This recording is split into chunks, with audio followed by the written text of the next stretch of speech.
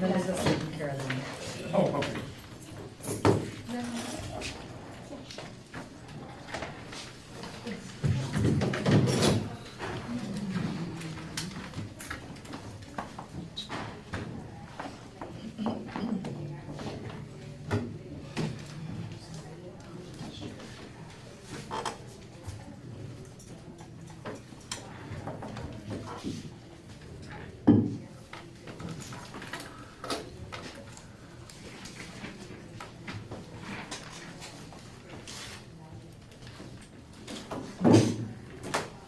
Just gonna use this as an attendance sheet. And you probably have to call a meeting to order. Mhm. Nobody heard us in the other room? I was projecting.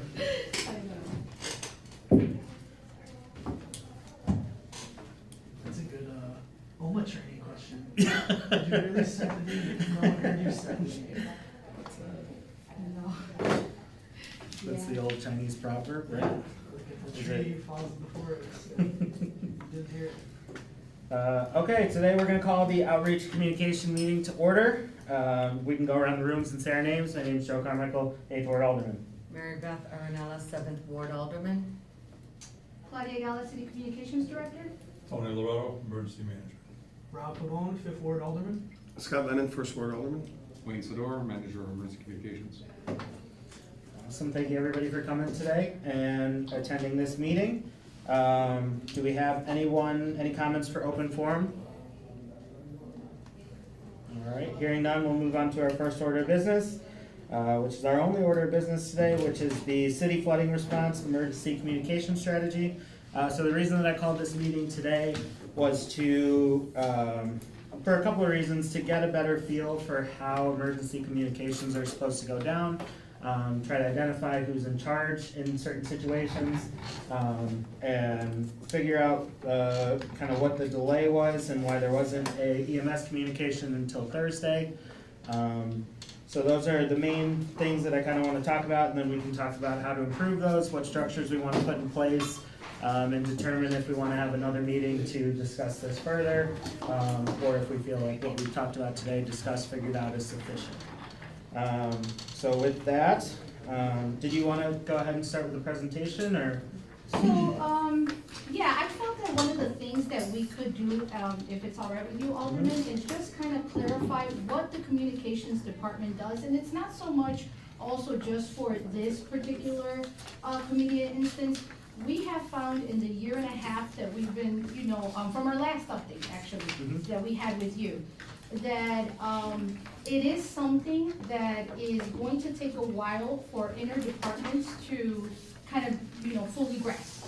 So I just wanted to start with the mission statement and some of this information you may recall from our last update, but just for a refresher. So the City Communications Department is under the Office of the Mayor, and our sole purpose and mission is to share information about municipal city services and programs. And the staff works with city departments to provide public updates and manages the website's communication compliancy. So that's what we do, and then we do it in all these different methods. We inform residents to a variety of different communication channels. And just because I also not just wanted to provide an overview, but also provide you with a city communication response, again, from the Office of the Mayor. So specifically for the Office of the Mayor. So these were the channels that were activated, if you will, during the July 2 storm. So everything but print and delivery, because these things are unfunded, so we don't have the budget. My communications department has a total budget of $5,000 for the entire year to cover basically anything that is not our salaries. So that includes print. So the yellow activations, I just want to make sure that even though those were activated, it just kind of worked out to everybody's favor because it was, personally I believe that we did an excellent response, and that includes the live streams, the pop-ups, the direct outreach, and the phone calls, all things which are unfunded. So come August, that is not going to be available resources for future communication efforts, because those were not part of our normal budget. And so there are things that took place now, but let's say that in the winter or next time that it floods, everything that you see in the yellow will not be available, okay? And then, What is that live breaking news? so that's the internship program that we developed with the mayor. So the mayor allocated 2 positions so that students that have displayed throughout the year interest and also just proficiency in helping us with outreach, they were brought onto the city communications department. Those are the team that you see here.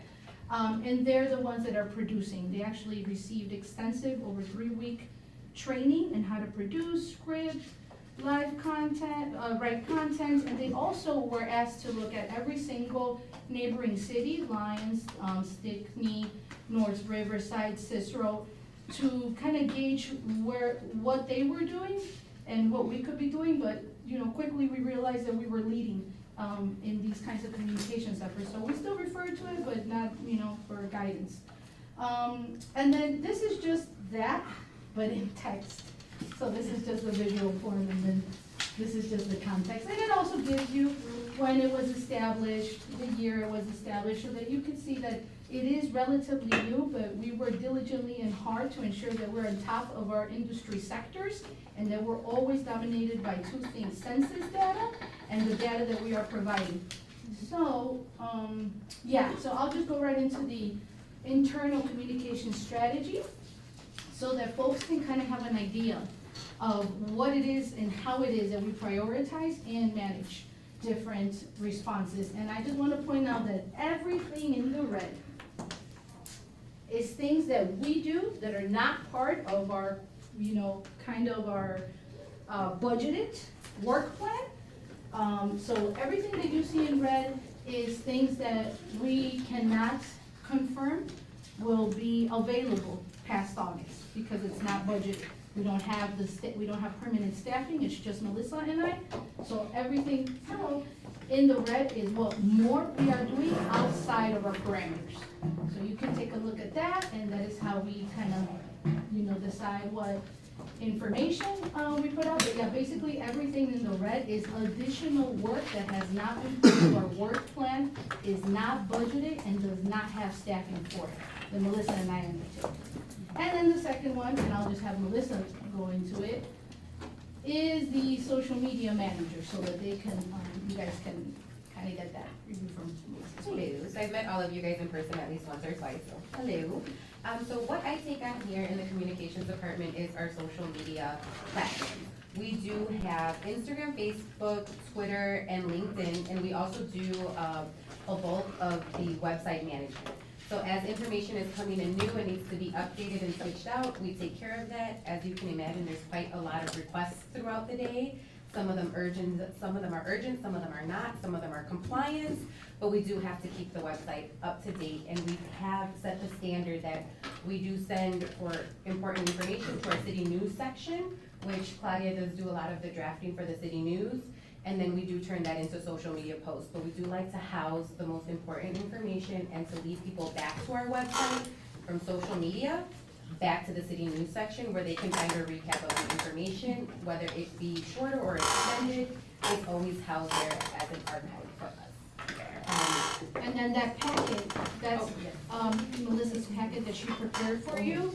Of course, analytics are there, but just to make, to give you guys a form of familiarity, we did screenshots of Facebook posts, so that's this. And this is what we started as of July 2nd up until today in regarding to flooding information, anything that was provided to us, anything that we saw that was a resource. It's what we placed on the social medias. And then the very first page that you guys will see here is the analytics for our website through Google Analytics. You'll see the spike of residents or just viewers in general going to the website to find information. So you'll see that it does, as we post things and we say for more information, go to the website, people are learning to use the website as a form of information, where to find information, and you see the spike. As of the second, in an emergency, when information was needed, they went straight to the website. There were 17,000 hits on that day. and the day after. So, and then just to kinda, and then we'll hear from Wait, you is guys. that, this says 2,000 here, and then it says 17,000 up here, It's 17,000 over that whole period. over that whole period, Yes. gotcha, Okay. okay. So then, and then just lastly, and I know you guys are familiar with this, these are the, city news releases that I sent to each and every one of you. So before a robocall goes out, or as the city news is published, I send it to all 8 aldermen across the ward. So not only do they have that information, but that you can go ahead and take initiative as well, aside from what the city is already providing, which is a ready-made packet for you to share in both languages per our streamlined communications. And as you can see, this was the first one, so it included information about bulky collection, and included everything is also embedded. Because here, it's not that we cannot interpret information. Information has to be in accordance with factual things that we can point to. So it can't be things as we see it, it's gotta be things as they are. So that's how we have these, embedded things, so that, embedded documents, so that if a resident, and we're gonna be completely transparent with you, a resident has never asked us for a letter of anything, they just want resources like that. Mhm. But if you have a resident, because we do have residents that say, oh, what is it, you can click on there, and if you wanna read through the 50 pages or 30 pages or what, you can do so if your heart desires, but Okay, no with that information. one in particular right Yeah. there, why was that not sent out to EMS? Okay, well, that I would have, the emergency management, we don't determine what is, sent out per ENS. Okay, so that is not what, That is not part of the city communications, So that would be we are not your city. call. So, My job is to write the plan, mhm. and when it's enacted, and when the governor finally calls for a disaster duty, that's when I kick in action. Okay. I don't do that. So if it's not him and it's not you, who makes the call who made the call to send out the EMS on Thursday? Mayor Lovera did. Because he's the point of contact. Okay, Yes. so Mayor Lovera did not put out, did not request that this go to EMS. And when you Monday. say this, what, that the This- city's calling for a declaration due to heavy floods? Yeah, and the residents who've experienced flood should fill out that form, and they can No. also reach to those to do. Okay, so that's kind of my issue there, is that the flooding occurred on Sunday morning, and if you were not checking social media or this website, which is like a majority of our residents who have, language barriers, technology barriers, all that sort of thing, you didn't Mhm. hear any communication from the city about what to do with the flooding until Thursday. So that would have been the first time that you would have been able to get information. Sure, and you did say Sunday, correct? Yeah, So our city communications department does work on a 9 to 5, Monday through the Friday. emergency, We're number? not not So- emergency communications, the city communications department out of the office of the mayor. Okay. Does work a 9 to 5, so that's why I started with what it is that we do.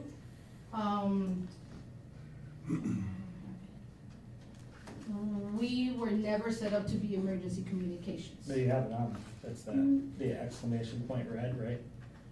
That's the EMS system? This, Yeah, no, this is what we do, but that, our communication is not set up, so we did that extra. So we did that on a. So those are some of the things that we take on, but are not necessarily built in or budgeted for our department. So for I thought that was So example, what I would, So, I think that just I may thought have the been a green was fluke stuff when- that we have, and green is yellow is platforms not. activated as Uh-huh. part of the mayor's emergency communications department, but the manager for that is actually Wayne. And we receive those for either the mayor or anybody else in emergency response. But that's the mayor's call to send something to go to EMS to be communicated wide if in an emergency For us, yes. for us. so one of the City things communications. for the July 3rd communication that we got through email, the actual form for people to fill out was not available at that time. Correct. So it wasn't available until Thursday? Was it So- Thursday? Because you couldn't, The form was included on the third date. to fill out on the Yeah. 3rd? It was- Yes, It the says- form was included, but the form was actually already in the existing flood information Oh, okay. website It was that already we a live always had active. on the city of Berwyn. And then the new one came out, So what the occurred revised is one came out a because couple there days was ago. no communication in that, is that folks started to go to find flood information on our website. And in-flight flood information was included, so it was already. But that was also in the communication on the 3rd that you put out. Yes, that's what I'm saying, so even on July 2nd, as soon as residents started to get Yeah. rain, they were already They had filling the out that, form. this form that was not updated in accordance to what it is right now. So Right. that's why we asked folks to resubmit. Okay. But yes, we do not, city communications director does not initiate ENS requests, nor are we able to. Okay. It So I has to think be what the director. Alderman Carmichael is saying, and this is what I would say as well, when we have an emergency like July 2nd, we understand it's a holiday weekend, we understand it's a Sunday, but it would be helpful to be able to have, even if it's a stock communication, that we could just push the button and say, boom, we know when these floodings happen, these rains happen, and we know, we get alerts everywhere, that we could do a stock one that's already ready to go, and we could do a reverse 911 immediately Yeah. to say that with, more information to follow. Right. And I think that would be very helpful for everybody. This situation was different because waiting for the governor, waiting for different things, waiting for updated Yes, forms. and- But I think that, when we do reverse 911s for a lot of things that we should not do reverse 911s for. And that's something that these two, Tony and the police should look at to say, what do we really need what's the reverse 911 system? And what's important to disseminate out to our residents and the public in a fast sense? Because And then a day or parameters, two too. later is too late, because we're already, as aldermen, trying to find information to throw it out there. It's flooding, remember we have a cost share program, remember, this, that, and the other. So I think if we could get something together in the city side, no matter if it's Saturday night at 10 o'clock, or if it's Sunday morning at 8, or if it's a holiday, that somebody can take the initiative and be on it Yeah. in the city. And it doesn't have to be the mayor's voice, it could be a stock voice that just says, we are experiencing, high levels of rain, and go from there. And it could be snow or whatever it may be. But I think that would be a good way for us to really kind of regroup on that. Right. Getting information out to the public via Facebook and things like that, we have that. We have that pretty much together. It's really more the reverse 911s, the emergencies that we need to get out to people. Say there was a train derailment in the depot. Not saying you should have a stock ready to go on that, but we should be able to get a communication out to certain portions of the city within whatever time it may be. Yeah. And Wayne, you can talk more about how long does it take to produce something and execute it and get it from the thought, your office, out to the public. And I know it comes within grades or times, like, okay, this group here is gonna get the first one, and then somebody's gonna get 5 minutes later, so on and so forth. Can you talk a little bit more about that? Absolutely. So to clarify a little bit more as far as authorizing the activations, the only people that are authorized to do so are the mayor, the police chief, the fire chief, and if they're incapacitated for any reason, then myself. My office deals with the 911 center, so it's not my place to make those kind of calls, to put that stuff out. So when we do get those requests, it is vetted from one of those 3 people and then activated. Wait, one of those 3, sorry, was the 3rd. I'm sorry, the mayor. Is you? No, mayor, chief of police, fire chief, And fire chief, and the okay. city administrator is also Got it. included. Okay, sounds good. So as far as the time it takes to create an activation, if we had a pre-created message like that, it would be within 10 to 15 minutes to get the process started. Okay. Just based on how the phone system works, there is, as Alderman mentioned, it goes in waves, so that way there aren't too many phone calls being dialed at the same time, so that way it doesn't overload any of those prefixes. But yeah, so if it were a predetermined message that was given authorization in an emergency, 10 to 15 minutes we're running. The big issue for other emergency events is the recording and the preparation of the message. So we do allow for voice recordings, for emails, for text messages.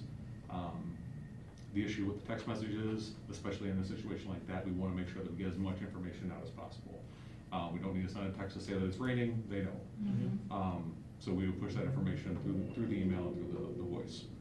It also comes down to how many people we have signed up from previous methods. So this is our third vendor that we've gone through for emergency notifications. So we have a lot of legacy data from the previous systems, and some of those were before we had the text message capability, some before we had the email. So it's a very diverse group of contact delivery methods that are available to us. For emergency ones where we don't have them pre-recorded, that would be in a matter of hopefully less than an hour, but up to maybe 2 or 3 hours to get that all prepared and translated. If it were something during the civil unrest a few years back, like we were getting them out in 10, 20 minutes at a time, but we didn't have translation at that time available. So non-emergency, as the Alderman mentioned, we are trying to get a handle on what qualifies for the system and what doesn't. We have heard from residents who were feeling a bit inundated with the non-emergency requests. We're trying to find a balance there. Those we do try to ask for a day or two in advance, especially when it's events that have been planned for a while, so that way we have time to prepare it and it's not a last minute crunch to get it done. But that's the general timeline. Okay. And then with that, do we have do you know approximately how many pre-recorded messages we have now? Do we have an active shooting one, that sort of thing? We do not. The only pre-recorded ones we have are the hydrant flushing. Okay. No, what, I'm sorry? The hydrant flushing. Oh, okay. Okay, so it sounds like that would be a first step of establishing a number of different situations where we want to have those pre-recorded messages where it's a legit emergency, immediate need communication out there type thing. Because that's a little scary to me to think that you would have to have somebody draft up something if there's something going down at Cermak Plaza or something like that.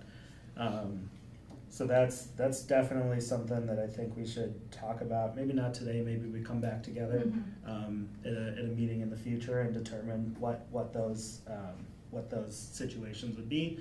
And get those messages recorded and translated so that if And we the have parameters really, because Right. honestly, we don't know what constitutes Right. an emergency. I've been living here for 35 years and it's always flooded, so if that's an emergency, how many inches of rain is Right. the emergency? We don't have those, answers, because if we Right. did, we would have taken initiative. Right. We're the kind of department that with the information that we have, we always make it work and make sure that it's translated, but if we can't, put out things that we don't have, and we can't share information that we don't know. Right. Now, I did go into FEMA, and that's how we, put it together, and to be all honest as well, is Mayor Liver, again, this is just, we even joke about it, was out of town, so I was getting calls, and the reason it didn't go out immediately is because the mayor, and this was his specific instructions, he asked that I wait to get this letter, because one thing that we wanna make sure is that, everybody understands is that residents also call when they get non-information updates. So nobody needed an update to know it was raining and it was flooding. That's almost like adding insult to injury. If we didn't do it because we didn't have this information, and it wasn't until after on Monday that we spoke with, the IT department and engineering, and they said, hey, without this form kind of being ready, people were already submitting their forms there. So, then we had July 3rd and everybody was there. We were executing a logistical event at the fireworks show. So, but we were ready. I've had my team for any communications from anywhere to come through so we could post it. But the only communication was the mayor calling us from, out of town, letting us know that this needed to be put together first. So really, there was no way for us to give, because it wasn't, as you know, we were not the only communities impacted by this. Nobody sent out an ENS. You can't send out an ENS if the information is not ready, and we can't send out the ENS. If you guys notice, and you should, because I sent these emails out to you, if it's not already on the website and accompanying, I'm not even sure if Wayne knows that, but in your ENSs, when you guys receive the copies of it, I'm sure you guys know that it's embedded into city communications and the website. So things have to go in order. But that could have been sent out, the post on the 3rd. Yeah, that No, one it right couldn't, there. because This of- could have been sent out, right? Well, no, because this information that we have here, if you look, it says complete the flooding form. Yeah. That That was already on the website, so we didn't have communication from anybody but the mayor, and the mayor stated, put out what there is, but we can't do an ENS without us making sure that, you know, we have all our ducks in a row. So we have to wait for Cook County Emergency Communications to give us those directives. It can't be like the mayor decided And I think to what do we should this. point out is that Yes. when residents jumped the gun and filled out that form, Yes. we then had to have them go back and fill out the form with the necessary questions that were given to us by the Cook County Emergency Management. So we could have So done that on Residents were June 25th. proactive, That but, was a June 25th conversation, not a July, yeah. not the day that it's happening, and as it's happening, I know you're like, why can't you get an ENS? Because we can't get an ENS if the mayor says get an ENS, just because I want everybody to hear my voice, we don't do that. The ENS has to come with facts, data, I'm not sure if you guys took the Well, FEMA. hold on, real quick, why can we do one for like movie theater or Those movies are at the That's a good YMCA point. Yeah, so, versus this one? well, because when we have like movie at the park from Alderman Richard Leha, he tells us 3 weeks in advance. So we schedule it, we coordinate it, we send it to Wayne, that's why. So If how's it- it? This Yeah. If I is may an interject. emergency. Yeah, but this was on the website. I'm just trying to understand, Alderman, But may I it- interject for a minute? please. We have, you asked me what my job is. My job is to write the emergency actions plans way before any of it happens. It's on display here in the mayor's office, it's on the city website, and it's all broken down department by department. Now, all the aldermen here, yourselves included, have taken the NIMS National Incident Management classes. And we follow that format to a T, because there are certain protocols that have to be followed and have to be done in the proper way. Otherwise, the citizens can come back and say, you told us this, without any authorization from Cook County Emergency Management. Everything builds to a level. So we're on a local level. We all, like Claudia said, we all know it's raining. We have to send out an ENS to tell you it's raining? I don't think so. There's also levels of emergencies. This is the communications section, just the section of communications on how the NIMS format works. It's a lot of information to digest at one time. But we followed it because, as was pointed out, the one form was put out. When I had my communications with Cook County and FEMA, they said, no, we changed it. We need to have additional information, and this has to be added to the form. Okay, so once again, this is a form that's already available, we've been using it, but FEMA changed their mind. So we have to follow what they say. And we do all this step by step by step. In the event that there is money available, if we break protocol, they can say, you didn't do it step by step, you didn't follow NIMS format, no funding for you. And so, I guess my question here is, so that form should not have been filled out at this point in time Yes, it according to should have. protocol.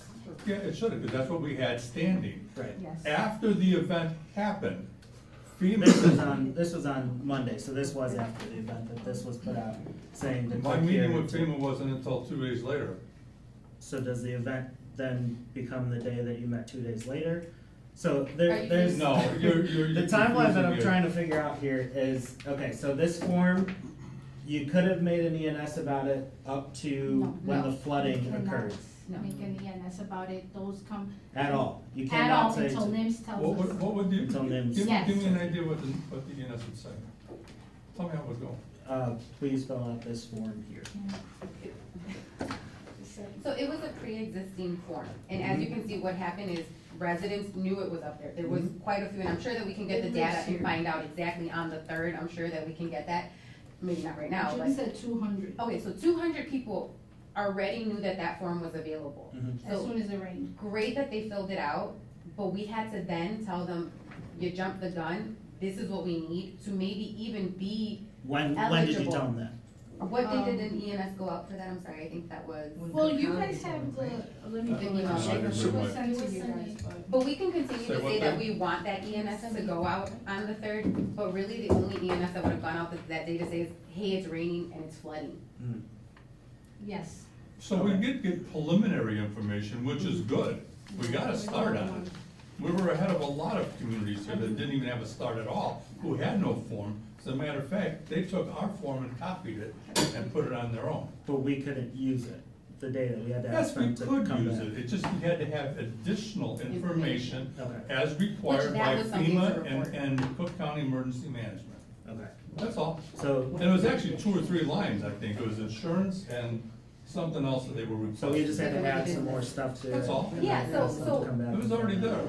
People jumped the gun and filled out the form because they knew it was there. We did not They publicize for didn't them jump to the do gun. it. Mhm. They knew it was there. They've been told it was It has there. been there. And they had to go back a second time and fill it out. You And gotta we go hope Well, it through was because, it. that. because now Now we're they- looking for county got or direct. state money. Mhm. Any other time there's a flooding in your basement, or in your home, GW. from Public Works, it's always tell your residents to fill out the form. Mhm. So we can track the area in which, Mhm. there's a problem.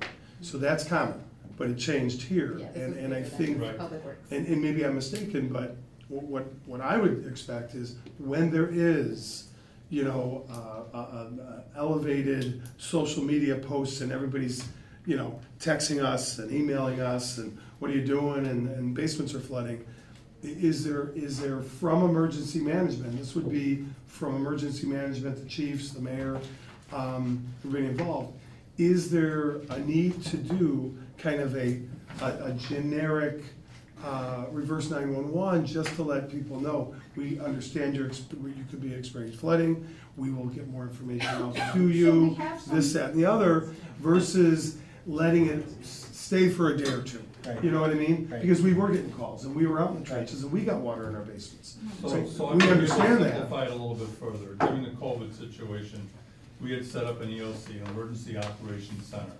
We were here constantly. And and during that time, the department heads and everybody all sat together and we came up with what the plan of action is for the day, the week, you know, whatever our time period is. And that keeps changing and evolving as the event keeps on changing and evolving. So you had input from fire, police, ambulance, public works, everybody had input to it. You have one PIO, which at that time was the mayor. So it gathers the information, we give out one message and one message only. Right. So it's not coming from different, well, I heard we're gonna do it this way, and I heard, and we've had that, where sometimes other elected officials take it upon themselves to give out their own information. Now you're confusing the residents, so you have one message. Your comment about the ENS system, I agree with you. I think sometimes we don't need to announce a YMCA movie. That is not what think about it, it's a reverse 911. So if you call for 911, would you reverse that? That's what the system is intended for. And to tell people that it's raining out and there are basements are, now, had it gone a little further, you said about a train derailment, that changes the whole scope. That elevates the level of the emergency response. That would immediately bring in an EOC. And we'd have set that up because now you're talking chemicals, you're talking a multi-agency response. Here you're talking about basement, I feel for the people, I got water too. I feel for everybody. Yes, there was damage, but you gotta look at the level of damage. You had a monetary loss. You had some work to clean up. That's not the same as a train derailment. I would never put that on the same level. I wouldn't even put it on the like a conflagration of a fire where you have 9 buildings burning. That's a different level altogether too. So there's different levels of emergency communication. And so with that scenario that you just said about the train where you would immediately set up an EOC, is that something where the governor would have to declare it a disaster? Or, okay, No. so can you explain the difference between? The difference is because it's a local response, multi-agency response, and we had to react to it immediately for life-saving events. Okay. That's the difference. Okay. Now, in this particular case, the flooding, it's in stages, more and more comes as it goes along, so it builds and builds and builds. It's a little bit different. Yeah. In this particular case, you didn't have disruption to city services, ambulances are still going, fire department's still going, squad cars are still going on, you didn't have disruption to city services. So you had people with personal loss in their basements, And I get it. But that's not to that level where you'd set up an EOC for that. Okay. What changed it is, when the governor made that decree, Right. now we can start looking, and this is even gonna get more complicated. We have to reach a threshold of loss before we even qualify for funding. That's the reason for that flyer being out there. If we look at it, and it came in very helpful, on the first day, we had 200, I believe 200 hits. So when Cook County calls me, I said, yeah, we had 200 responses already. Then they compared what Cicero had, then they compared with what other communities had. Well, our two communities had this, so we kept compiling data. We're still compiling data. And if you look at this, which was included in that form of WAC, it actually, because it is so complicated, explains, again, in Spanish and English, what we're doing, okay? Who it applies to.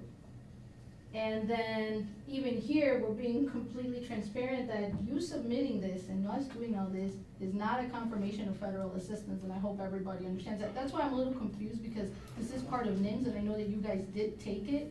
And so we, the city of Berwyn and the mayor, doesn't decide when this gets activated.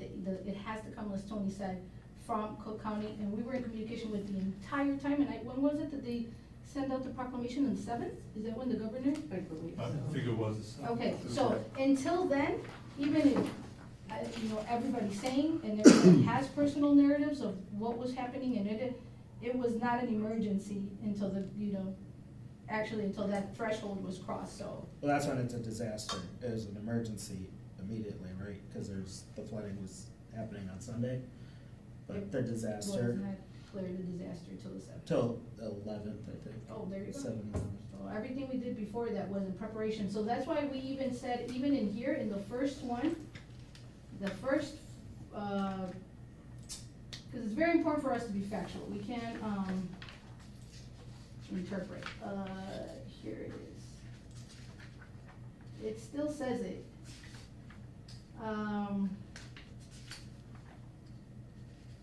In the event, it is required. Right. So you said like. Can you go that- to the one on the 7th though?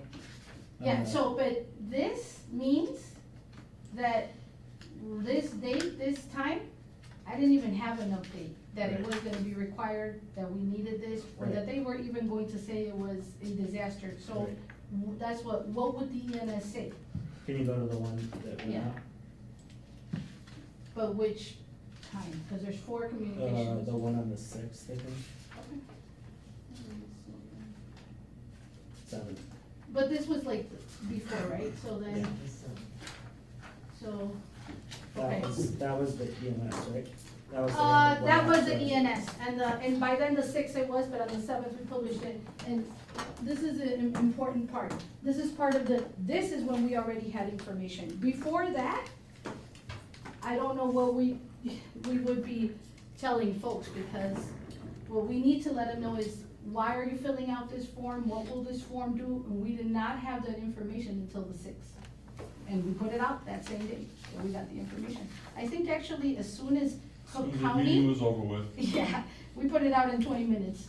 So as soon as we had the appropriate directives from the county, and that would be something, maybe a question for county themselves, like, why did you guys not request an ENS? That could be a question for them, but we So put it out county in 20 requested minutes. this They- EMS, no. not the mayor? County, that's not real protocol. They wouldn't do that. They wouldn't overstep their bounds Right. that way. Okay. This is a local situation. This is not, and you gotta remember one other thing too. Berwyn is the only jurisdiction of 127 or 132 jurisdictions in Cook County that doesn't have a floodplain. We're the only ones. And because of that, things are even more difficult for us. In the mitigation plans I work with Cook County on, we're always kind of left out because, a floodplain, we're gonna go over here, because the insurance companies don't wanna deal with Correct. that. Mhm. That's why what we do is we try to get ahead of it. And we do have that form available, so we can get ahead of it, and we can say, oh yeah, we do, and here, look. Mhm. And it worked this time because it showed. We had 200 hits on just the website, Right. and that's without anybody, any other agencies or elected officials putting the word out. Mhm. If everybody would've put the word out, we would've probably gotten more. Okay, but so this is the report flooding form, was it updated at this point in time?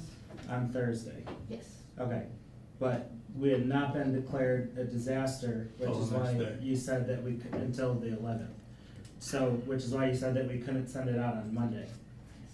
And then here is when, well, once we were declared a disaster, honestly, I felt like at that point, That was the 11th, so that was last Tuesday, that we were declared a disaster. Mhm. But I maybe But that only has to misquoted, go but- with funding. yeah. That's all Okay. that's for. Okay, It's not, we already knew what we had here. We know what we had. so I'm just wondering why we couldn't send the ENS on Monday, asking people to fill out the forms, but we could on Thursday. What changed? Forms were updated, The form the was updated. declaration was made, Okay. we just sent The it out. declaration was not The made. mayor's The declaration. Mayor's The declaration mayor's was made. declaration was made. He can make it over the jurisdiction that he presides, Okay, okay? so he declared it on And actually, Thursday. he said it, and then I sent it immediately to Cook County, so they had a copy of it. Okay. And all that data then transfers to the governor. It all works that way. If everybody Right. follows their chain, And that didn't occur till Thursday. I'm not 100% sure. Let me see, I'm not- I'm here's not- when the mayor issued that proclamation. I think that was actually. Well, that was signed for That was signed council. on yeah, but it was submitted the week of council on the Wednesday. So what day? The week of council on Wednesday Wednesday. would be. Cause then we got it ready for council, Okay, yeah. so it was not sent on Monday. No, it was not sent out Monday. Okay.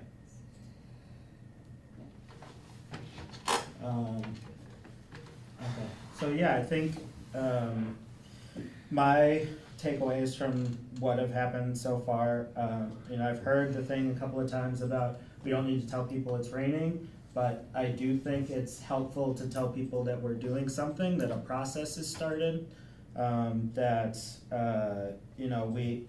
we acknowledge that residents are experiencing flooding.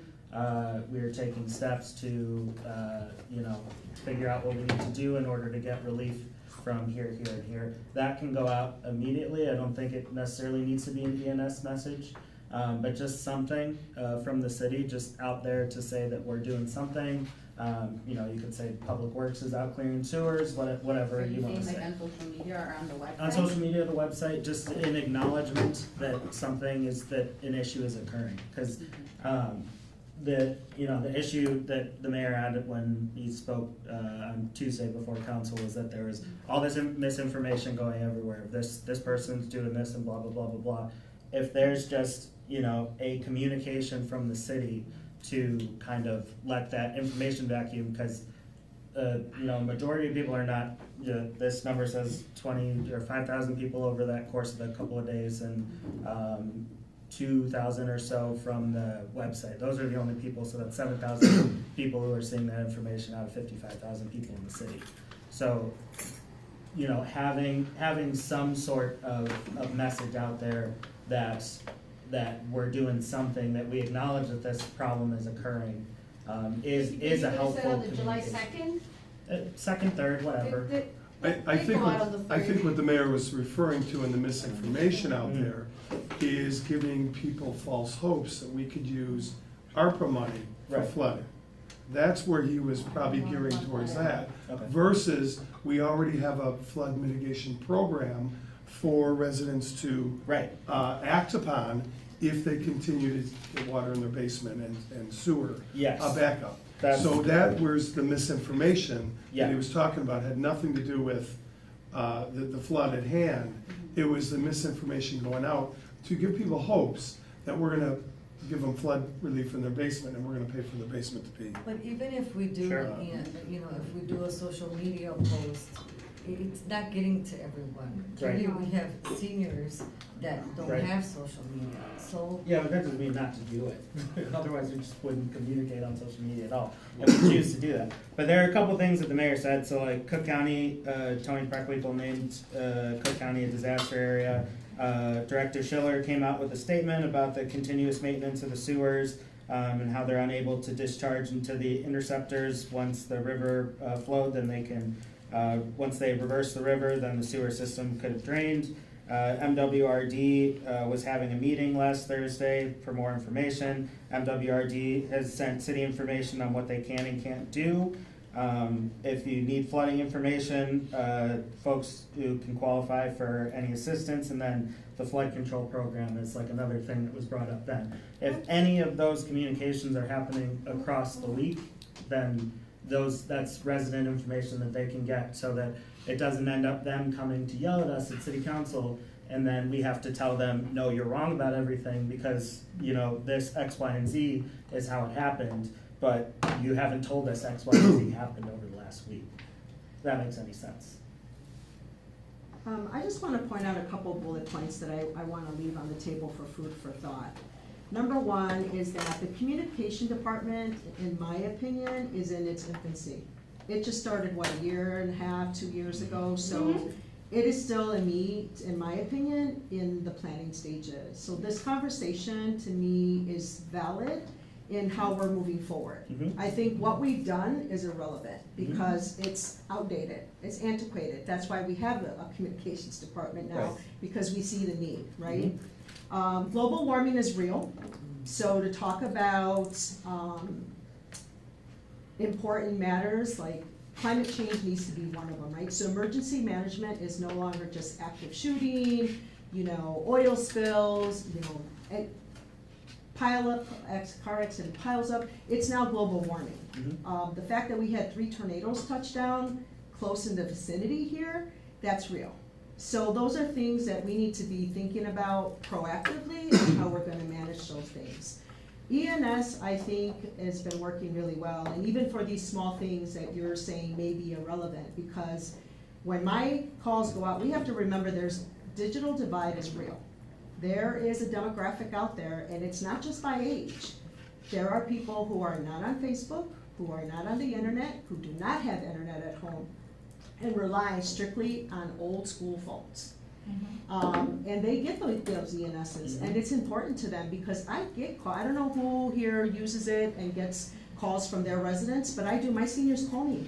I hear your public works meeting, I have a concern, I have a question. Oh, I heard you're having an event, I'm sorry I can't make it, but X, Y, and Z matters to me, right? So we can't omit that or say that it's for specific things, Yeah. because that is now one way to communicate with a very important demographic in that community. Yeah. If we're talking about getting information out to the mass, we have to understand that that mass is tiered. It's not one way. It's not Facebook, it's not social media, it's not email, it's every way possible. If you're trying to reach as many people as possible, you need to use every conduit that you have available, and ENS is one of them. So I like your plan about, so I think the real point here, just, you know, I know this isn't my committee, but I'm just giving you, again, food for thought on the table, is that there needs to be a plan and process in play that doesn't exist. It exists to the core people who are involved in it, you know, communications, the mayor, emergency management, the chiefs, you know, department heads, they're all aware of it, right, but we're not. And Joe, you hit a really important point, was that something should have went out, but what is that something, right? Because a lot of people felt deserted and left out and isolated, and If you don't use a computer the first time you're hearing from the city about the floods. they just start. felt really lost, right? And I think what that something is, that needs to be determined. But people need to know that the city, even though it's quiet, that there's work behind the scenes happening. Right. And there is a chain of command. We have to follow everything. There's a chain of command to follow with emergencies, especially when it comes to funding. I mean, the mayor did his proclamation, but it was a piece of paper. That's all it was, until either county, the state, the governor, whatever, declares that it's a disaster and that funding can now potentially be available. That's still in the works. We don't even know what that means. So I just wanted to make those points, that I think the focus should be about how to design a communication plan that everyone is on board with, and us aldermen too.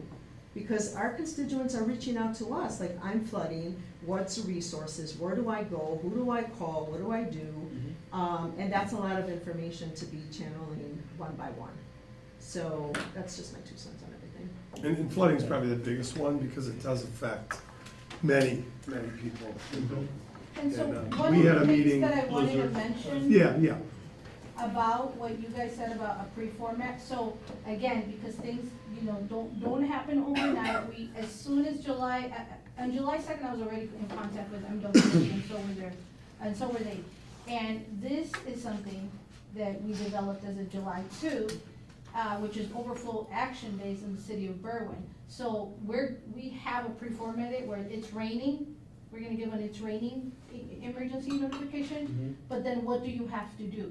This is how it works, right? This is how it works. This is all information you guys received, and it was in the ENS, and you were given directly to your emails. So that came out on the 14th, and that was after our communication with MWD. So we can put out all the communications you guys want, but if we don't have the information from MWD, we can't make it up. And we can't say, what we did, you said on July 2nd, on July 3rd, the day after, a couple hours after the 2nd, that's exactly what we did. We told them what was happening, and you're right, you're like, oh, you only did it at the website. While we activate the rest of the stuff, we always put out at least something. And the website is our main focus because that's what we were hired for. I don't know if people, we were hired to do the website, and that's what we do, right? But, so the website does show here that, hey, we're trying to declare a disaster, but we're moving forward with the information that we have available right now, and that was all the information we had available. So that's one of the, things, but again, if there's something in the works, there is definitely something in the works, and we're working with MWRD so that they can let us know, because some of their flood actions, so it's raining at 12, they put together their own emergency notification and message. At 4:30, when it's already pouring, they send us the action overflow. So we can only work as fast as the agencies that work with us work as well. And we are in constant communication. And I just want to point this out. Those agencies, they have a staff of 14 people. We have 2. Okay? So everybody has a staff of minimum 14 people. The communications director, we do outreach. No communications director or social media manager does outreach, period. So again, that's why I wanted to make sure that you guys were aware that everything in the red that everybody is right now, that can be gone tomorrow, and we do not have the budget or staffing to sustain it. We are doing it honestly as extra work. We make the call to stay after 5 o'clock and produce this, but that's not part of our work plan, labor, or budget. So we're already doing, everything red is the more. And, that's what it is, but I did put together some stuff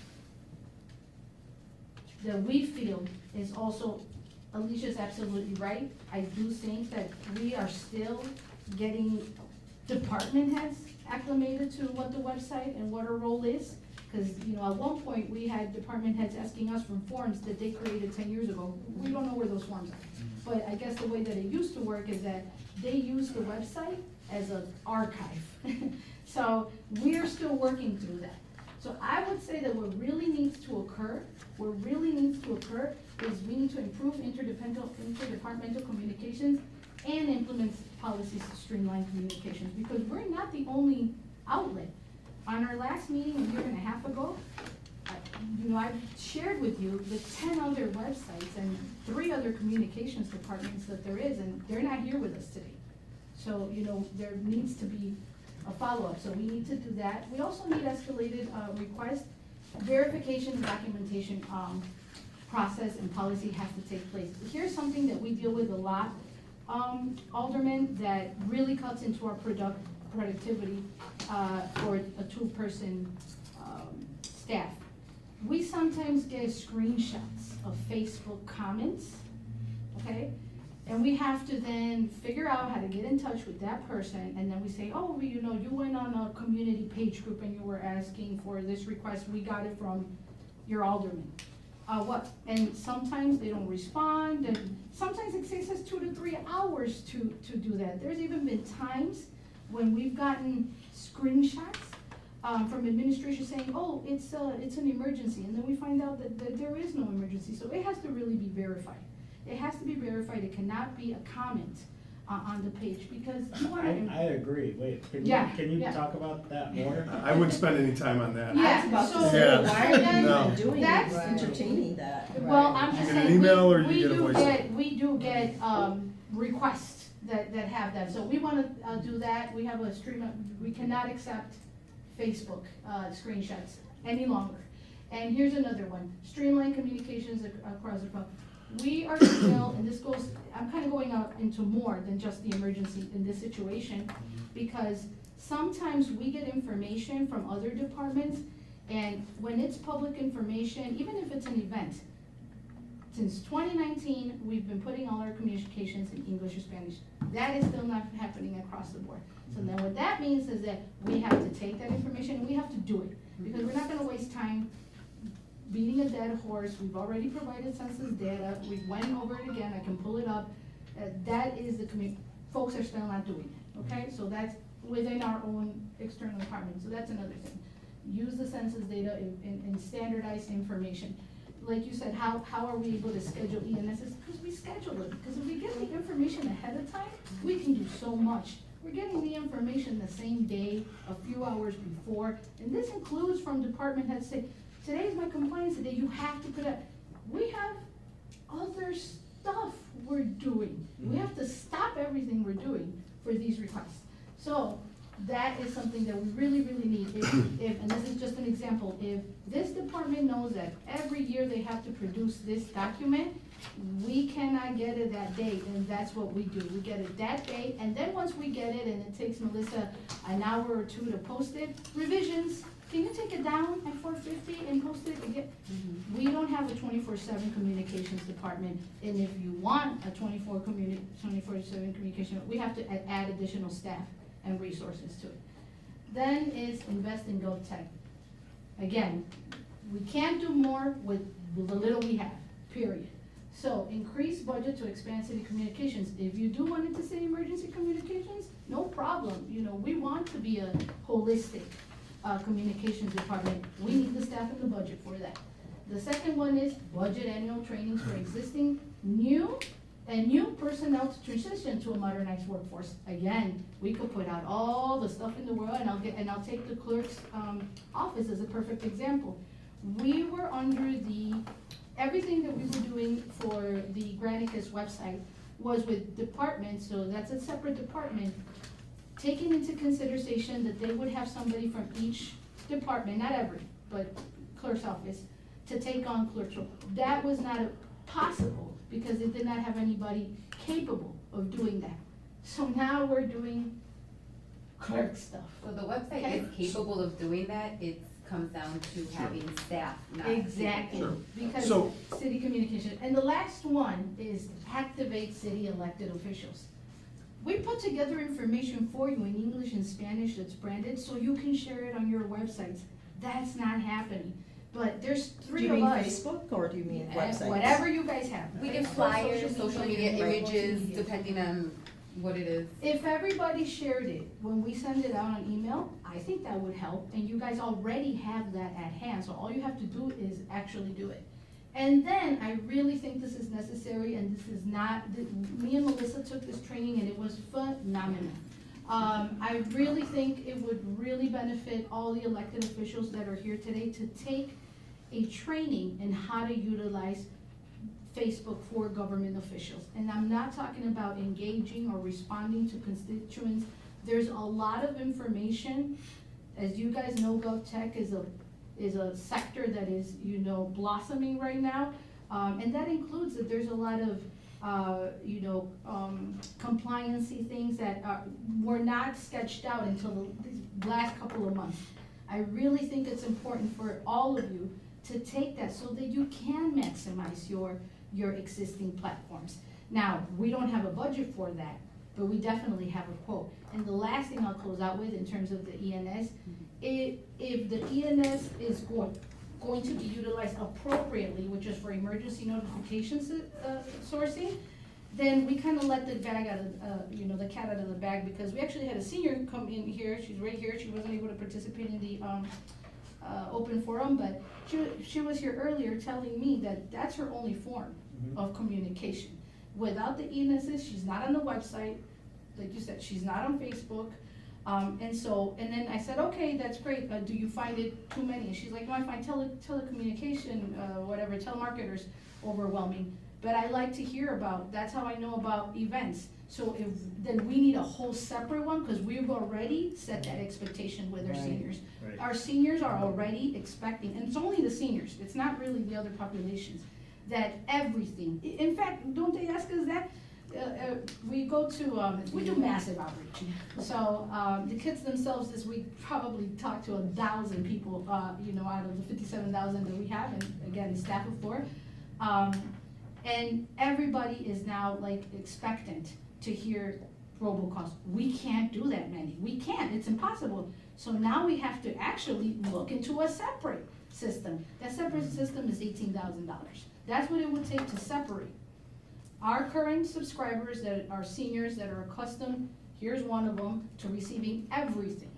And I'm talking about everything, because I think one of the questions was like, well, when do they have the senior luncheons? Senior luncheons are once a month. There's no way, that's what seniors want. I'm sure you guys hear Because that it's the their same only thing. line of So communication. that's $18, So the separation. okay? Yeah. So anything is possible, Alderman, with investments and staff. But it can't be done, and that's why I wanted to be completely, transparent. And let you know that out of our response, anything in the yellow, don't count on it without further investment or staffing. Because in August, these, interns go back to school, we don't have the capacity to complete that. So in the future, if it's like, oh, we want more, after August, we have less. So that's something that I want you guys to kind of consider in your recommendation. How will this be funded? How will this be budgeted? That kind of take it all the way from beginning to end. And that's it, that's all I have. I have a question. Claudia, is the website outsourced? So if you have changes, do you make them yourself? Oh, you? We do. You do. We make, every time that you send like a meeting or something on the calendar, we have to update it. And if The you- website? Yes, the website, so we can do anything on the web, there's templates, but we can update and add any information Okay. given on there. Mhm. Yes. The only thing that we utilize is the Granicus platform, which is it's a CMS platform, so it's almost like a template, and it's specifically for government and municipalities. And we actually chose, it was very important for us not to choose like a local, somebody that was going to 10 years, like what happened with our previous, oh, we're done and that's it. This is a, national leading. There's 24-hour Mhm. support, So if something were security, to all those happen kinds of- where the website went down, which this really, IT that maintains that integrity, but if there was an error in the website, yeah, we go through Granicus, but the content in itself, that's us. Yeah.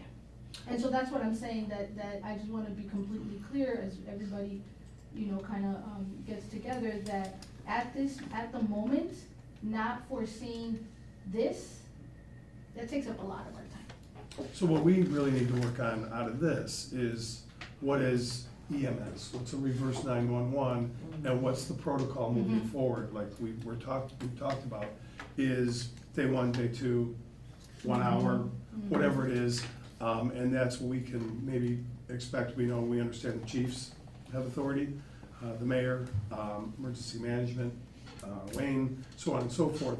But moving forward, when do we elevate a EMS? That's why there's templates available. Mhm. You don't have to rewrite the whole thing. Mhm.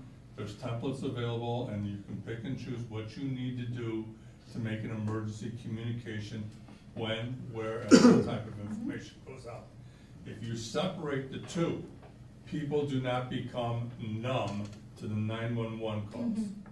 Because Agreed. what happens is you start sending out it's another robocall, click, and it goes away. I agree. And this could have been the Yeah. important one. Right. Yeah, Yeah. Right. exactly. You So, still yeah, do by- get an email, so there is still ways to facilitate that, and that's why I'm saying that unfortunately we have, I think that there is no other way but to have it separate. Yeah. ENS for non-emergency, we'll Right. call it ENS, but that's not emergency, Yeah. because of what Tony just said, because it's, so, a person that's, can reach the website and Facebook is getting so they're getting it on, if they go on the Facebook, they're also getting an email, right? They're also getting, they're like overwhelmed, but the seniors are in the darkness. So how are we going to, Right. Yeah. resolve that? And I do think it's with an additional, resource. And yeah, your point is. A good example, there are strict, very strict guidelines as to when to set those sirens off, Mhm. which were originally intended as air raid sirens. Now we use them for a tornado. Now we tell them to move their cars on snow day. So unless you know all these little signals of what you're going, to me, the original intent was, it's an air raid. Or it's a tornado. I grew up in an area where there's tornadoes a lot. So that's what I do. Move my car for for snow plowing, you're gonna set off the sirens for that? That just confuses people, and it makes things worse. And just the same thing with, there needs to be protocols. That's what I do, I write those, I write the protocols, I get them done, and then we follow that. I don't put them out. Right. That's up to the PIO, that's who does that. Right.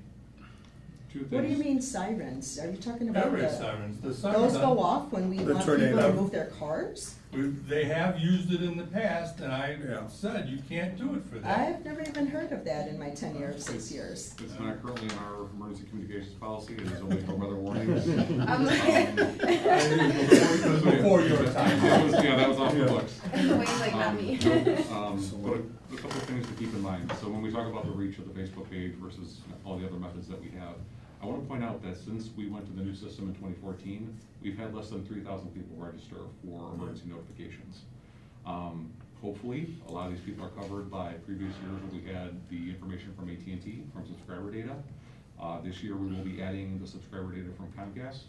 I'm trying to find out whether that's just the VoIP lines or the wireless customers as well. Typically, we don't get wireless customer information automatically, they need to self-register. So when we talk about, with the other people and other, city employees getting the word out, we've done pretty much everything we can. We've put out mailers to every residence in town. I know at the ward meetings, it's been a constant. But still, as those AT&T lines go away, we're down to 3,000 people. Is that included, have you guys included any information on it when folks move in and they get like a packet? I believe it is in the welcome packet for the city, yep. Yeah, it's on there, it's on there. And we also do extend, Outreach, so all summer long. outreach, and again, we make sure we don't waste a minute of our time during, as early as June to August, because this year is the first year that we formally have interns, but we usually don't, it's informal, or if it's available. And we have presence at school district events, we send out, so all these notifications we send to you, we send out to all the school districts. District 98, District 201, District 100, they received it, and we asked for them to send it out to their community, their school community, and we do that for every ENS. So, we're present at schools, we do pop-ups, we go to corners, we go to groceries, we go to laundromats, we go to, and we stop and we ask, and our whole purpose is to ENS and website. That is what we do. So again, I don't know what more we could do without your help, quite frankly. I don't know what more we could do without your help. But I do think that we need to somehow separate it, because I agree with Tony. Even when I get the calls, I'm thinking, okay, what is it, right? And then it's just a meeting or the mayor saying something, I know that it would be different, right, when there's a storm, then, okay, folks know if you're getting that call, it's probably an emergency, right? But if there was some way to separate them, that would be great. Yeah, so like even for example, and this is just an example, we canceled an ENS that we had. We had a citywide ENS for the library's concert, and that was scheduled. Okay, so that, it question, why because that was scheduled, because we had it a month before. And that was scheduled, we canceled it because we thought it was tone deaf to send out an ENS about a library event before we even had an ENS out, but that was scheduled. So, and we're gonna be honest with you too, without those ENSs and without the support of communications to programs from the library, from CDBG, and even from the township assessor, they would not be attended. And we've seen that both ways, where we've even had requests from the assessor, can you put out this ENS? And we say, we can't because we're dealing with, you know, an emergency. And then she comes back, there's nobody attended the event. Exactly, that's what I'm saying, like, even with the library, we canceled their ENS on July 3rd because we were like, no, we can't send out. And I don't know if it hurt their programming, but essentially that's what we're here to do, to increase programming into city departments. And so we really do need a separate venue because without city assistance, no one is gonna show up to these things. Yeah, but how do you separate the two, you know, when a call comes in, how to get an office or emergency or? That's up to how you design the system. We looked You gotta into figure it. out when to do that. Granicus, our website has a platform for these types of things, where they Yes. could, again, also be text messaging, emailing, or Non-emergency. phone call. So there is options out there. We would have to do a little bit more research and vetting, but there is. Granicus quoted us at 18,000, and the reason we wanted to go with somebody like Granicus is because it's already built into our platform. So we didn't wanna go with somebody outside of Granicus, but we definitely can look into it, but they quoted us at 18,000. I don't know how much is the cost of your EMS program, but they're not cheap, robocall. So ENS is around 24,000, I believe, for the year, and that's with the amount of messages that we currently send.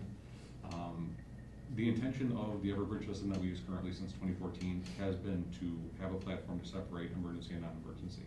There was an issue in the initial registrations that got that confused, so we don't want to tell some people, you know, stop it for some and not for others. So we do both emergency and non-emergency numbers for all subscribers. What I envision is eventually having an audit of the entire system, having the 20,000 phone numbers that we have in the system, whether they're good or not anymore, have them called, have it determined if you want to continue emergency and non-emergency, or just emergency calls. I think that'll clean up our database, it'll give us a better idea of who we're actually reaching. And then, you know, working with Claudia, if we do wanna separate the systems into two separate, or if there's a way that we can save more money on the Everbridge system by separating it there and then giving you access to it. That would be great. Either way, I think that's, you know, that's a good way to get information to people who want it and not giving it to a surplus of information to those who don't.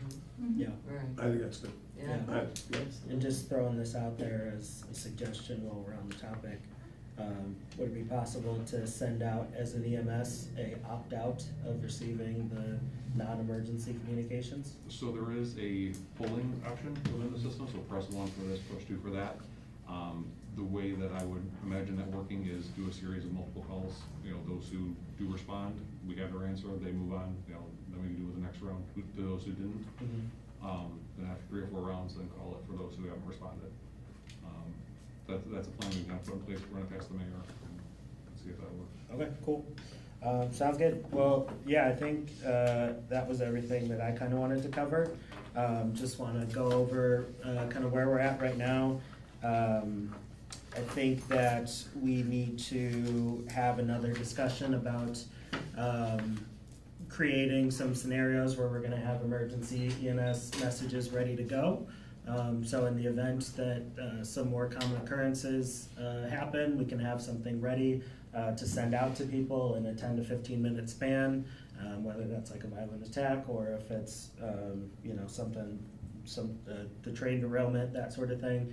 That we can have some of those scenarios kind of mapped out and ready to go. Is there some sort of limit on the capacity of having those messages No, I believe we can have unlimited templates. Okay, sounds good. So we have an unlimited thing to work with there, and then it makes the decision-making on that end a little bit easier. And then the other thing that I think would be helpful for everybody to figure out is when the mayor is out of town, who is that next person, who's the chain of command, who's going to be responsive on these sorts of issues. I would like to be, if that could be expanded for every department, actually. Mm-hmm. For sure. Because that's one of our Yeah. recommendations. So figuring out, and then, you know, if you ever decide you wanna go on vacation, who would take your spot, that sort of thing, so When you just find kinda. out, let me know. In all due respect, in the emergency operations plan, that's already made. That's mapped out, Mhm. awesome, then. Except for me, Okay. I'm a department of 1, and I was out of town. How extensive does that go down? Is it just 1 layer, 2 layers? Administrative, every position has 3 backups. 3 backups, okay. every position. That's in here?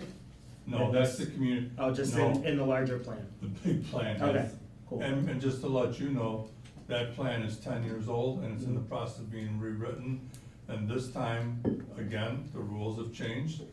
I'm now working with Cook County and we're gonna create a comprehensive plan so that the 127 jurisdictions all basically have the same type of plan tailored to their own community or jurisdiction. Because we all have the same basic operations. And it's nice that during an emergency situation, I may go to another community and help out in that community. Mhm. Palatine's finding a blizzard, whatever. They may send me that, I can look at their book and say, I know exactly where we're at. Because we're all following the basic, and that is the goal of emergency management and FEMA, so that we're all working on the same type of format to get things done.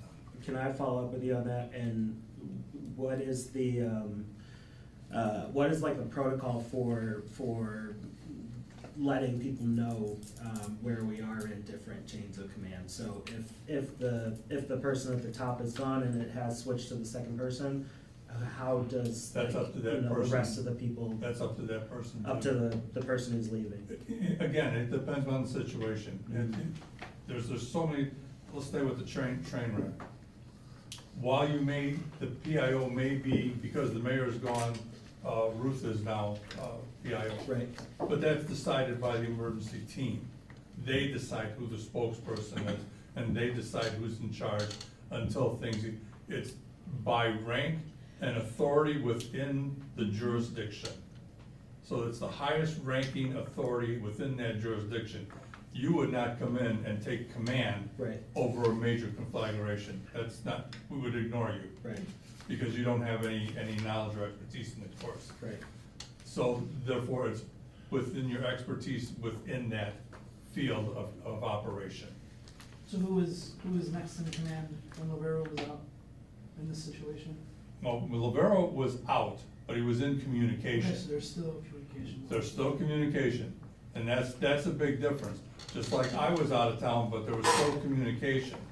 What you saw. And the same thing, if the chief, or the fire chief is out of town, well, the actual job turns into the assistant chief. Right. But that's an internal working, that's not administrative, that's internal. Yeah. They work it that way, and the assistant chief would be in contact with the chief, unless the chief was completely out of communication. Right. But that's an internal communication. And that's built into the plan. So really, as I said, what you'd have to do is look at the plan, you'd know exactly who's in charge. Because it's already done. But the mayor was in communication. Yes. He was out of town, but he was in communication. I think that just, you said it was harder to communicate with him when he was gone. Well- So that's why that there was like the, you know. It was hard because he didn't have the best signal, but he was, and that's the information that we posted. Everything that he said, hey, you know, he gave directive to the administrative team. Ruth put together that letter. It was right after, and he was directing that. But he was also at that time working, as the update says, to get, you know, the other information, what is it, to declare it, to move forward with it. Because you had that going the next day at 7 AM, we Exactly. were already at Yeah. it, so it That's was what in I'm the saying. I don't know works. how, I mean, I came back early to go with Cook County, and we did that. And as soon as that information, then it gets related to the mayor and to the other department heads. Yeah. So they know what's going on. Right. Yeah, so the mayor called me probably like at 6 in the morning, and we were in communication back and forth, and this information is all he had, all I had, and then the directive was for, Ruth to put this together, which she did. She provided for us, and we posted And it. that's the person I dealt with, I deal with Ted, to report to him. Mm-hmm. So all of that was already done, but again, you know, I couldn't make the call for an ENS, but it was drafted, and as soon as everybody had the information that we needed, the flood information was updated, as soon as correct and accurate information was able to be shared, we shared it within 20 minutes. Yeah. Well, yeah, I got nothing unless anybody else has anything. No, so we can regroup Yeah, next meeting. yeah, we'll schedule a meeting, I'll reach out to everyone, maybe 2-3 weeks, and we'll figure out a time that we can, get back together and start working on that list and compile that and get that over to Wayne, and we can go from there. So, do I have a motion to adjourn? So moved. Second. All in favor? Aye. Aye. And that was called. Thanks, everyone. Thank you. Did you need a ride? Did you drive? Oh, you drive, let you drive. Let you drive. How about you? I'm good, thank you. Well, what do you mean, what was that thing? Summer just flying by. Oh my gosh, I can't believe we're in mid-July. It's insane, I just really started to enjoy it. And with our weather, it's so hit or miss, you know? Yep. Either air quality, or rain, The air no sun. Yeah, the air quality's like a new thing, right? It's every day now.